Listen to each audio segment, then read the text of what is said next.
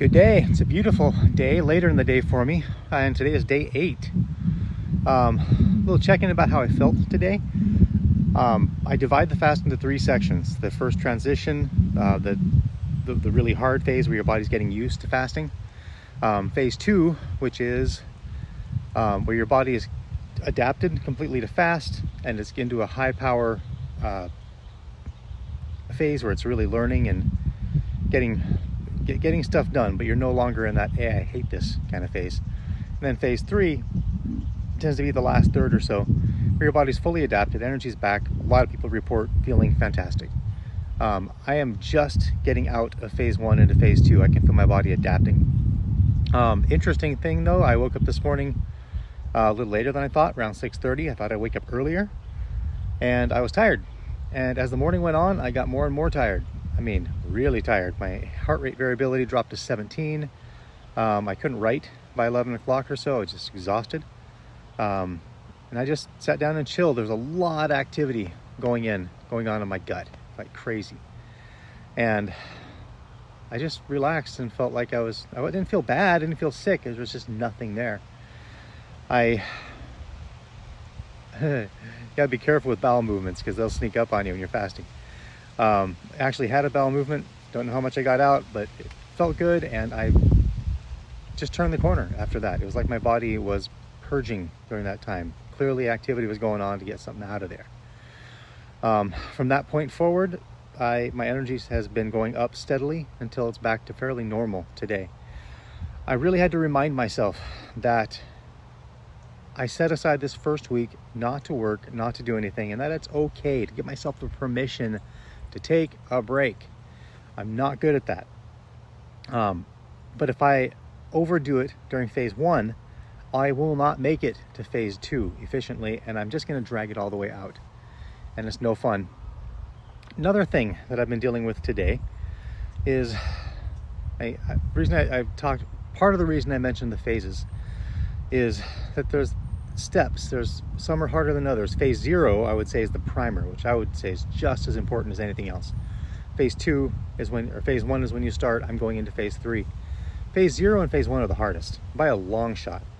That's where you break your carb addiction, you break into the fasted state. They're the rough ones. And for me, that started 20 days ago, that I cut 100% of the carbs out. And I've been working like crazy ever since. And I'm just at this point where I'm feeling kind of chill, like my body's adapting to this and I could tolerate this, but I'm exhausted after 20 days of hard work. I'm sick of it. The fact that my body is adapting, it's not that hard. Yeah, that helps for sure, but it's like I just ran a 5K and got my best time ever, and immediately from crossing the finish line, I find out I have a 10K. Yay, go. I would like a break. I feel like I want to just take a day off and eat, but that's not going to work with a fast. So I'm dealing with that. How do I overcome that sense of, oh my gosh, I'm exhausted, and can want to continue going on, and also recognize that I'm through the entire hard part. The stretch that's ahead of me is the relatively easy part, and it's where all the really powerful weight loss and healing and balancing happens. I'd be crazy to give up at this point. So I'm very aware of my emotions, what I'm feeling. I wrote up a list of all the benefits that I am looking forward to, that I can achieve from fasting, that matter to me, that I can achieve only from fasting, and got those ready to print out and put on my wall. I put a picture of myself when I was really quite lean, competition weight, on my home screen.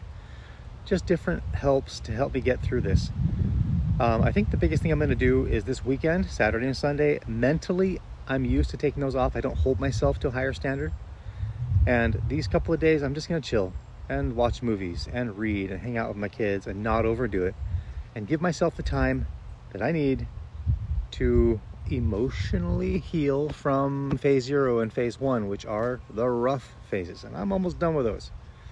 Phase 2 and 3 don't take much longer, and the benefits are huge. To give those up would just be criminal.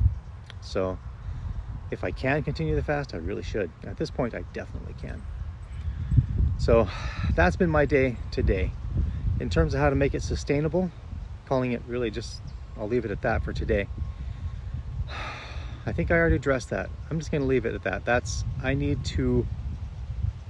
am crossing the line where I can say I am going to finish this fast all the way to the natural return of hunger.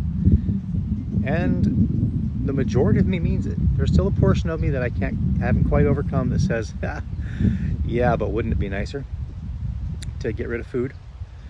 And no, I'm not going to do that.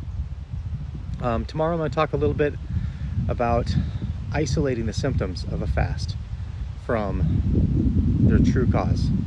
Something that I've had trouble with on the previous fast and this one. And realizing that not all the discomfort that you experience when you're in the state of fast actually comes from the fast, and that I have the ability to resolve symptoms and discomforts without eating. Other than that, I think I'll keep it short today. It's day 8, over a week. That's a significant mark. I can do this, and I hope